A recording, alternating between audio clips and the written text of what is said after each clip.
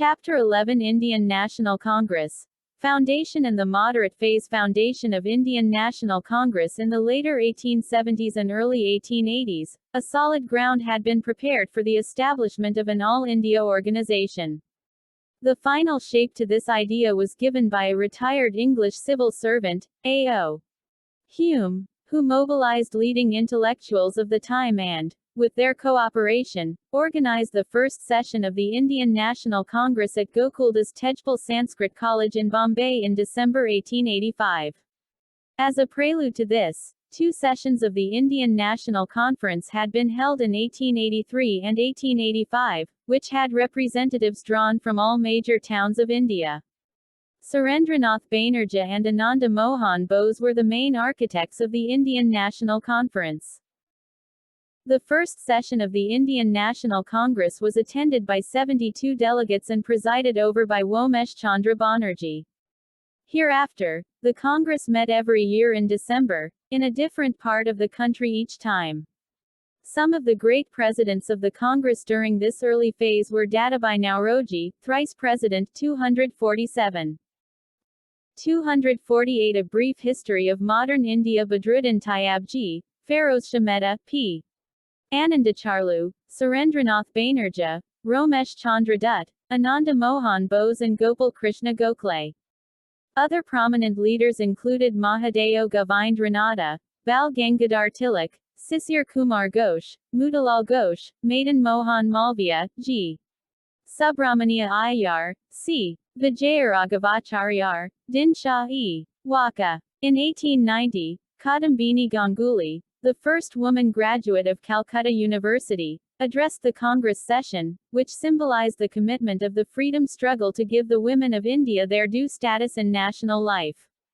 Apart from the Indian National Congress, nationalist activity was carried out through provincial conferences and associations, newspapers and literature. Was it a safety valve? There is a theory that Hume formed the Congress with the idea that it would prove to be a safety valve for releasing the growing discontent of the Indians.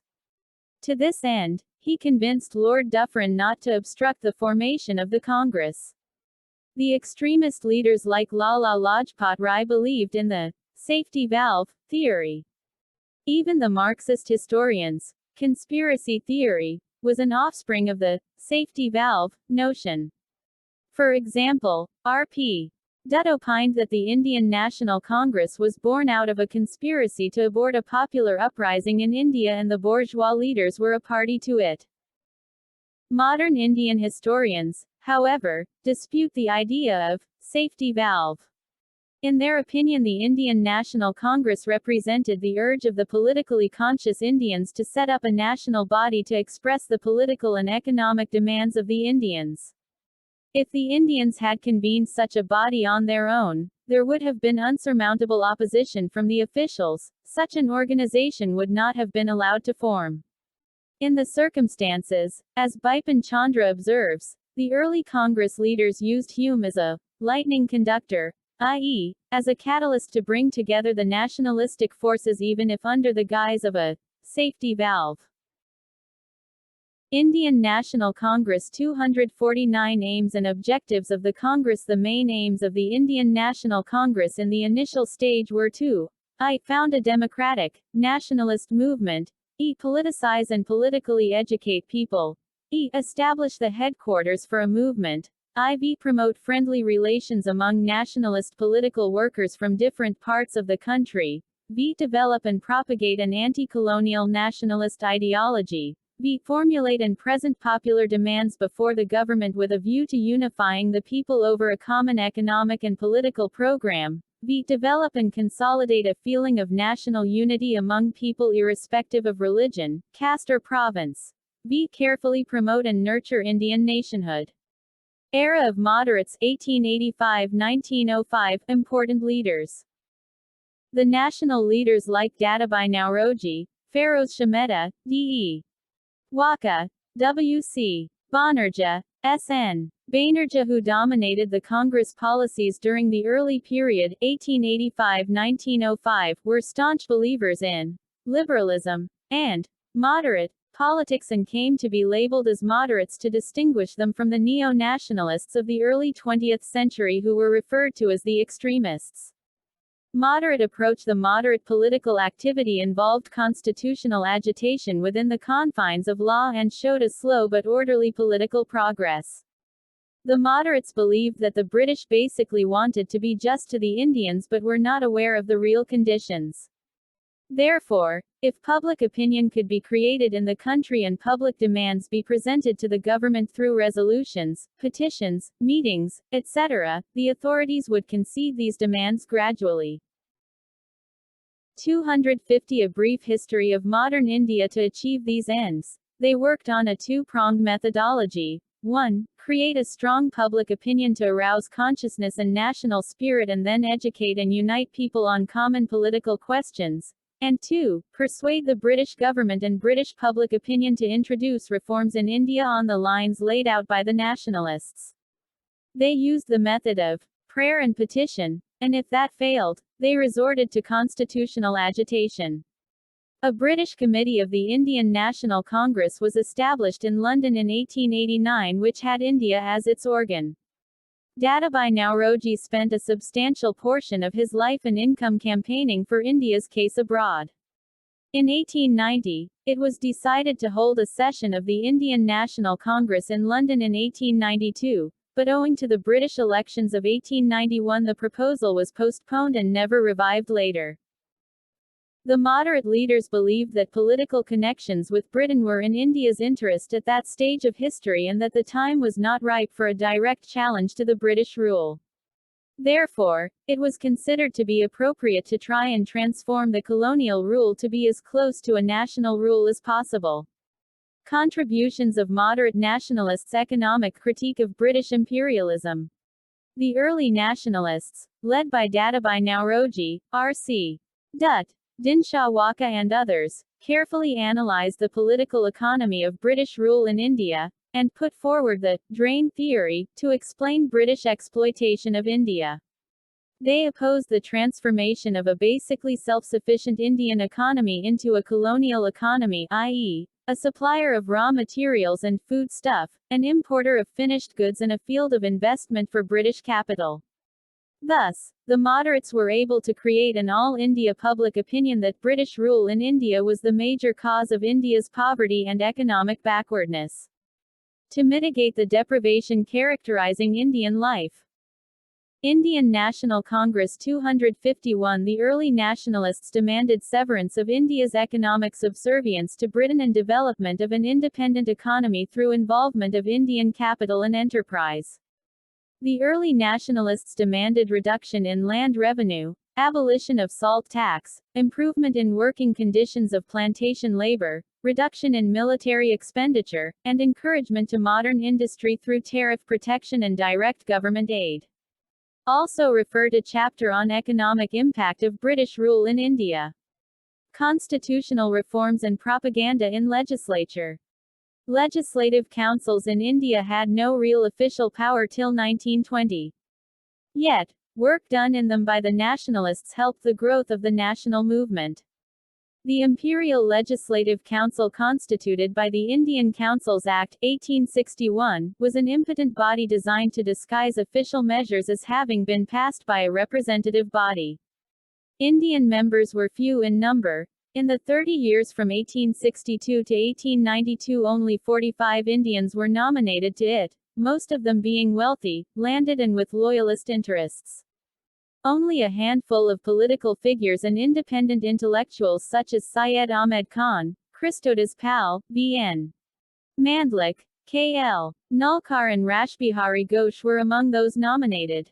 From 1885 to 1892, the nationalist demands for constitutional reforms were centered around 1.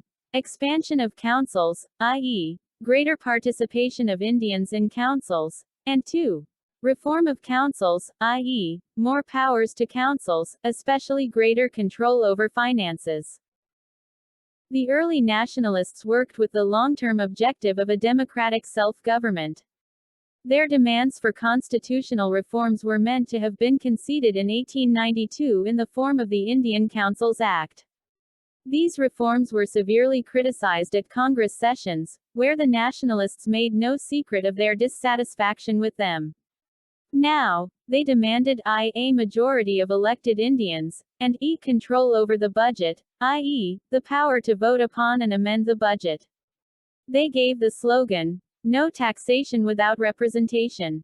Gradually, the 252 A Brief History of Modern India Indian Councils Act 1892 main provisions filled circle number of additional members in imperial legislative councils and the provincial legislative councils was raised.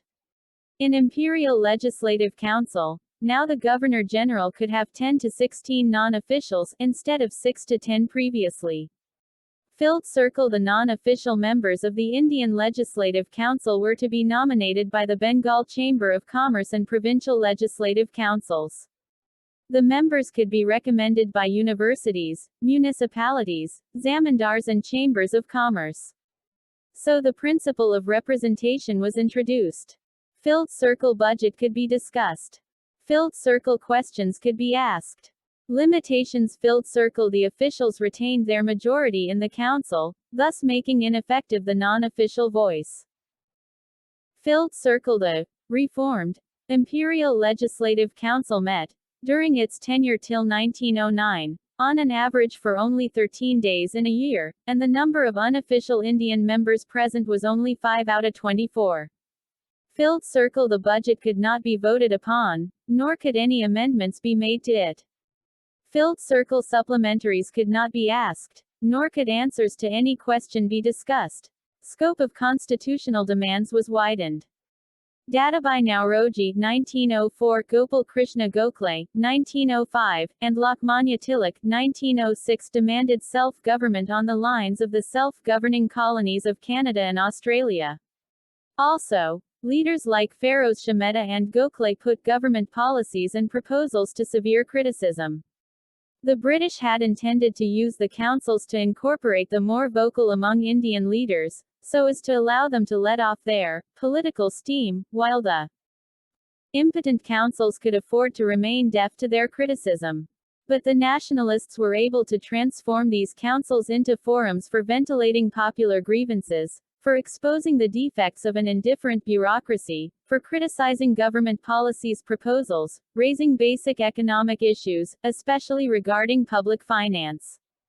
The nationalists were, thus, able to enhance their Indian National Congress 253 political stature and build a national movement while undermining the political and moral influence of imperialist rule. This helped in generating anti-imperialist sentiments among the public.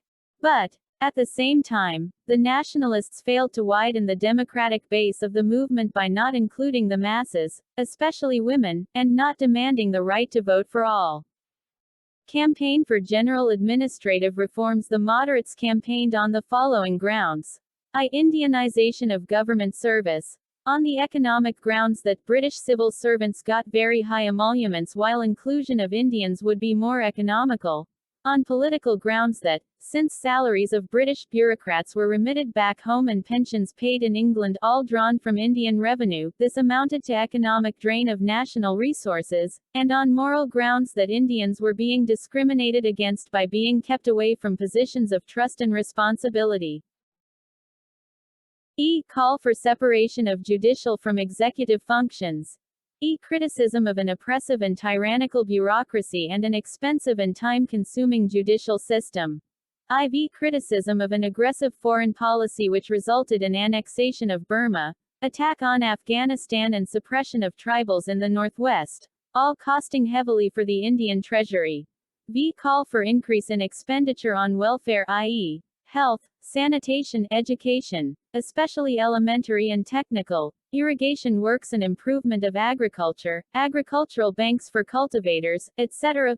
Demand for better treatment for Indian labor abroad and other British colonies, where they faced oppression and racial discrimination. Protection of civil rights. Civil rights included the right to speech, thought, association and a free press. Through an incessant campaign, the nationalists were able to spread modern democratic ideas, and soon the 254 A brief history of modern India. Views you don't realize our place in the history of our country. These memorials are nominally addressed to the government. In reality, they are addressed to the people, so that they may learn how to think in these matters. This work must be done for many years, without expecting any other results, because politics of this kind is altogether new in this land. Justice Mahadeo Govind Ranade to Gokhale, 1891. Defense of civil rights became an integral part of the freedom struggle. It was due to the increased consciousness that there was a great public outrage at the arrest of Tilak and several other leaders and journalists in 1897 and at the arrest and deportation of the Naidu brothers without a trial. Also refer to chapter on development of press in India. An evaluation of the early nationalists. The early nationalists did a great deal to awaken the national sentiment, even though they could not draw the masses to them. They represented the most progressive forces of the time. They were able to create a wide national awakening of all Indians having common interests and the need to rally around a common program against a common enemy, and above all, the feeling of belonging to one nation. They trained people in political work and popularized modern ideas. They exposed the basically exploitative character of colonial rule, thus undermining its moral foundations. Their political work was based on hard realities, and not on shallow sentiments, religion, etc. They were able to establish the basic political truth that India should be ruled in the interest of Indians. They created a solid base for a more vigorous, militant, mass-based national movement in the years that followed. However, they failed to widen their democratic base and the scope of their demands. Indian National Congress 255 Role of masses. The moderate phase of the national movement had a narrow social base and the masses played a passive role. This was because the early nationalists lacked political faith in the masses. They felt that there were numerous divisions and subdivisions in the Indian society, and the masses were generally ignorant and had conservative ideas and thoughts. The moderates felt that these heterogeneous elements had first to be welded into a nation before they entered the political sphere. But they failed to realize that it was only during a freedom struggle and with political participation that these diverse elements could come together. Because of the lack of mass participation, the moderates could not take militant political positions against the authorities. The later nationalists differed from the moderates precisely on this point. Still, the early nationalists represented the emerging Indian nation against colonial interests. Views. We cannot blame them for the attitude they adopted as pioneers of Indian political reform any more than we can blame the brick and mortar that is buried 6 feet deep in the foundation and plinth of a modern edifice.